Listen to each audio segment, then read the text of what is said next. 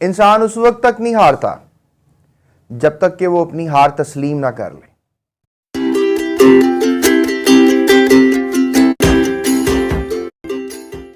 जी तो प्यारे बच्चों, बात करते हैं अब आपसे हम फिजिकल प्रॉपर्टीज ऑफ अल्केन्स की। अब आपको पता है physical properties of alkanes, physical properties of alkenes, physical properties of alkynes, ये तीनों ही बड़ी इंपॉर्टेंट है, बोर्ड में लॉन्ग क्वेश्चन आ जाता है। तो लिहाजा ये बोर्ड का लॉन्ग क्वेश्चन है, या आपने बोर्ड के लॉन्ग के क्वेश्चन के तौर पे इसको तैयार करना है, या फिर आप इसको शॉर्ट क्वेश्चन के तौर पे भी तैयार कर सकते हैं। They can ask you in a short way. लेकिन क्या है फिजिकल प्रॉपर्टीज? फिजिकल प्रॉपर्टीज का मतलब होता है जाहरियत, जाहरी होना, यानी कि ये कैसे दिखते हैं। जैसे आपको नजर आ रहा है कि इस वक्त मैंने ग्रीन कोट पहना हुआ है, ब्लू इनर है, और definitely I have some moustaches and I have some kind of beard on my face, और मेरे पास एक रेड मार्कर आपको नजर आ रहा है। ये है फिजिकल अपीयरेंस। तो आप कह लो कि जो अल्केन्स हैं, जिसके जैसे हमने मीथेन के बारे में पढ़ा, हमने ईथेन के बारे में पढ़ा, तो इनकी फिजिकल अपीयरेंस कैसी होती है, यानी ये फिजिकली आपको कैसे नजर आते हैं। चलें बात करते हैं। प्यारे बच्चों, आपने पढ़ा होमोलोगस सीरीज को ऑर्गेनिक केमिस्ट्री में मेरे साथ, तो आपको पता है कि आपको सबसे पहले तो ये बात फिजिकली पता होनी चाहिए कि C1 से लेकर C4 तक ये गैसेज होती हैं। यानी कि अगर आप मीथेन को देखें तो ये गैस है, अगर आप ईथेन को देखें तो ये भी एक गैस है, अगर आप प्रोपेन को देखें तो ये भी एक गैस है, अगर आप ब्यूटेन को देखें तो ये भी एक गैस है। लेकिन फिर हमने देखा कि C5 से लेकर C10 कार्बन रखने वाले जो कंपाउंड्स हैं वो लिक्विड्स होना शुरू हो जाते हैं, यानी C5H12 जो है ये एक गैस नहीं है, ये लिक्विड है। इस तरह से फिर हम हेक्सेन, हेप्टेन, नोरेन, डीकेन, इनको हम क्या बोलेंगे कि वो क्या होंगे, लिक्विड्स होंगे। लेकिन फिर हमने ये भी देखा है कि अब जो 11 कार्बन रखने वाले कंपाउंड है, 12, 13 एंड सो ऑन, जितने भी आगे चलते चले जाएंगे, ये सब क्या कहलाएंगे, सॉलिड्स। तो लिहाजा फिजिकली ये अल्केन्स आपको गैसेस में भी मिलेंगे, लिक्विड्स में भी मिलेंगे और सॉलिड्स में मिलेंगे, यानी alkanes could be gases. Alkanes आपको आपके घर में जो गैस आ रही है प्यारे बच्चों, वो है CH4, वो है C2H6। 85% तक आपके घर में जो गैस आती है, सुई गैस जो आती है, दैट इज बेसिकली क्या लेंगे, मीथेन, उसमें मीथेन होता है।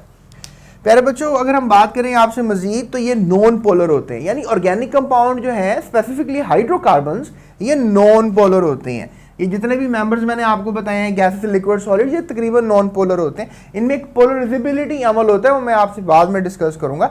सो बहरहाल ये नॉन पोलर होते हैं, इसलिए आप कह सकते हैं कि ये पानी में हल नहीं होते, क्योंकि आपको पता है कि पानी जो है वो क्या है, वो पोलर है, और जो अल्केन्स हैं ये क्या है, नॉन पोलर। तो आप खुद सोचें कि जो नॉन पोलर है, जो नॉन पोलर है वो पोलर में कैसे हल हो सकता है, वो पोलर में हल तो नहीं हो सकता ना। So that makes an idea कि पोलर में हल नहीं होते, पानी पोलर होता है। लेकिन अब आपको ये भी पता है कि ऑर्गेनिक सॉल्वेंट्स भी नॉन पोलर होते हैं बहुत से, जैसे let's say that benzene C6H6, ये एक बेंजीन है, ये भी एक लिक्विड ही होता है, और आप कह लो कि ये एक ऑर्गेनिक सॉल्वेंट है, ठीक है। जिस तरह आप पेट्रोल ले लें, जिस तरह आप मिट्टी का तेल ले लें, कैरोसिन ऑयल ले लें, तो ये सब ऑर्गेनिक सॉल्वेंट्स हैं। तो अगर आप चाहें तो अल्केन्स को इसमें मिक्स कर सकते हैं, मतलब ऑर्गेनिक सॉल्वेंट्स भी नॉन पोलर होते हैं। लाइक, डिजॉल्व, लाइक वाली बातें अगर आपको याद हो जो हमने पिछली क्लासेस में की थी, तो वही आपको याद होगा, चैप्टर हमने एक पढ़ा था दैट इज सॉल्यूशंस, उसके अंदर हमने ये बातें की थी।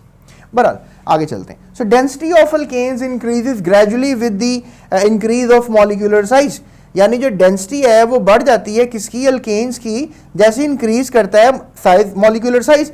अब देखें मैं आपको ना molecular size, molecular size, molecular size, molecular size, यानी अब मैंने आपको बाकी जितने भी पॉइंट्स बताने, इसमें मैंने हाईलाइट जो चीज़ की हुई है वो मॉलिक्यूलर साइज है। देखें, अगर मॉलिक्यूलर साइज बढ़ेगा तो इनकी डेंसिटी बढ़ जाएगी, अगर मॉलिक्यूलर साइज बढ़ेगा इनका मेल्टिंग पॉइंट और बॉइलिंग पॉइंट बढ़ जाएगा, और ऐसा इसलिए हुआ क्योंकि इनका मॉलिक्यूलर साइज इंक्रीज कर गया। अगर मॉलिक्यूलर साइज इंक्रीज करेगा तो ये ज़्यादा विस्कस हो जाएंगे, गाढ़े हो जाएंगे। अगर मॉलिक्यूलर साइज इंक्रीज करेगा तो ये लेस फ्लेमेबल हो जाएंगे। याद रखिएगा, गैस बड़ी जल्दी जल जाती है, लिक्विड्स आपको पता है फिर थोड़ा जलेंगे, लेकिन उस ज़बरदस्त तरीके से नहीं जलेंगे जिस तरह गैसेस जलती हैं, और फिर जिस तरह लिक्विड जलते हैं उस तरह डेफिनेटली सॉलिड्स तो वैसे नहीं जलते ना, थोड़े स्लो जलते हैं। तो फ्लेमेबिलिटी कहते हैं इस अमल को। तो डेफिनेटली जैसे मॉलिक्यूलर साइज बढ़ता चला जाएगा तो फ्लेमेबिलिटी भी क्या होती चली जाएगी, थोड़ी कम होती चली जाएगी। तो ये बातें मैंने आपसे करनी थी, and these are the physical properties. क्या थी कि सॉलिड लिक्विड गैस में एग्जिस्ट करते हैं, सॉल्युबिलिटी के ऊपर फिजिकल प्रॉपर्टी बताई कि पानी में नहीं हल होते, ऑर्गेनिक सॉलिड में हल हो जाते हैं। फिर बात मॉलिक्यूलर साइज की शुरू कर दी कि मॉलिक्यूलर साइज बढ़ेगा, डेंसिटी बढ़ जाएगी, मॉलिक्यूलर साइज बढ़ेगा, मेल्टिंग बॉइलिंग पॉइंट बढ़ जाएगा, मॉलिक्यूलर साइज बढ़ेगा, विस्कोसिटी बढ़ जाएगी, मॉलिक्यूलर साइज बढ़ेगा, उनकी फ्लेमेबिलिटी में फर्क पड़ना शुरू हो जाएगा, लेस फ्लेमेबल होते चले जाएंगे। तो ये बातें इंपॉर्टेंट है जो आपने याद रखनी है। आई होप कि आपको इस क्लिप में ही सारी बातें याद हो गई होंगी। चलें अब बात करते हैं आपसे केमिकल प्रॉपर्टीज की और जानने की कोशिश करते हैं कि आखिर ये जो अल्केन्स हैं ये किस किस के साथ रिएक्शन है। बहरहाल मैंने आपको बताया था केमिकल प्रॉपर्टीज तो बहुत सी हो सकती हैं, लेकिन अभी हम सिर्फ 2 के बारे में डिस्कस करेंगे इस टॉपिक के अंदर। That is basically known as halogenation and the second point of wondering is combustibility. तो लिहाजा हम अभी हैलोजिनेशन की और कंबस्शन की बात करते हैं जो कि केमिकल प्रॉपर्टीज हैं अल्केन्स की, और लास्ट में हम यूजेस की बात करेंगे। So let's talk about chemical properties.